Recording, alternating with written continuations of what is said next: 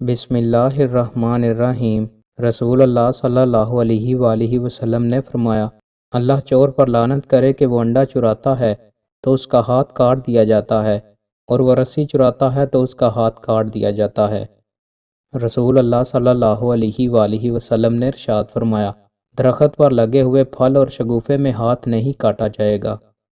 رسول اللہ صلی اللہ علیہ وآلہ وسلم نے ارشاد فرمایا، فرشتے نور سے پیدا کیے گئے، جن دھوئیں اور شعلے والی آگ سے پیدا کیے گئے، جبکہ آدم علیہ السلام اس چیز سے پیدا کیے گئے جو تمہیں بیان کر دی گئی ہے۔